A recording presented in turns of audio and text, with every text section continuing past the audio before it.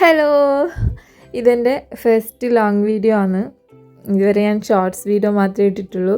അപ്പം എല്ലാവരും വീഡിയോ മുഴുവനായിട്ട് കാണണം കേട്ടോ.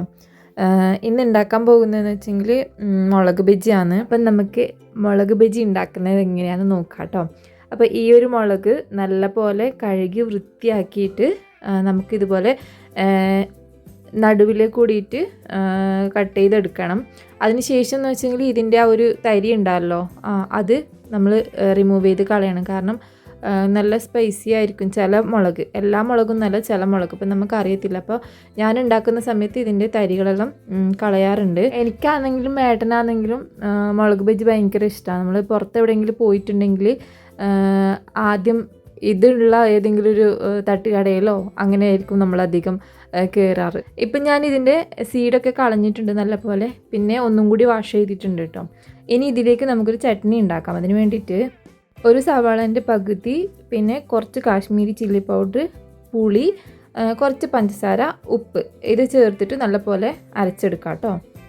ഇനി മാവ് തയ്യാറാക്കാം കേട്ടോ. അതിനായിട്ട് ഒരു 10 ടേബിൾ സ്പൂൺ കടലപ്പൊടി, ഒരു 2 ടേബിൾ സ്പൂൺ അരിപ്പൊടി, പിന്നെ ഒരു 1.5 table spoon Kashmiri chilli powder, പിന്നെ അതിലേക്ക് ആവശ്യമായിട്ടുള്ള ഉപ്പ്, പിന്നെ 1/4 ടീസ്പൂൺ കായപ്പൊടി. ഇനി നമുക്കിതിലേക്ക് വേണമെന്നുണ്ടെങ്കിൽ ബേക്കിംഗ് സോഡ ചേർത്ത് കൊടുക്കാം. അത് കുറച്ച് മാത്രം ചേർത്ത് കൊടുത്താൽ മതി. ഞാൻ ഇതിലേക്ക് ചേർക്കുന്നില്ല.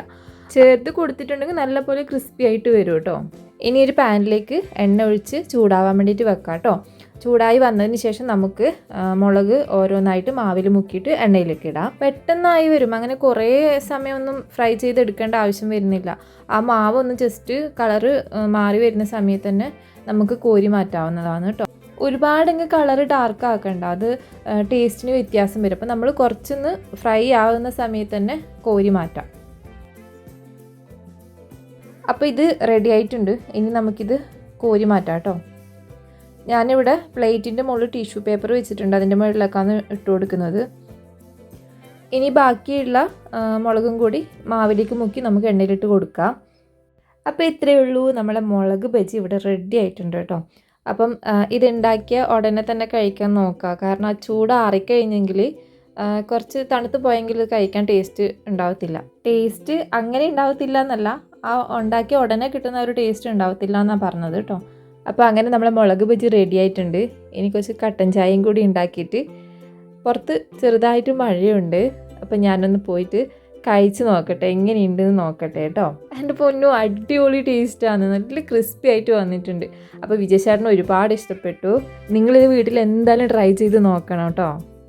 ഇതിൻ്റെ കൂടെ ടൊമാറ്റോ കെച്ചപ്പ് വെച്ചിട്ട് നമുക്ക് കഴിക്കാവുന്നതാണ് കേട്ടോ. വീഡിയോ ഇഷ്ടമായെങ്കിൽ എല്ലാവരും ഒന്ന് ചാനൽ സബ്സ്ക്രൈബ് ചെയ്യണേ. ഇന്നത്തെ വീഡിയോ ഇത്രയേ ഉള്ളൂ. താങ്ക്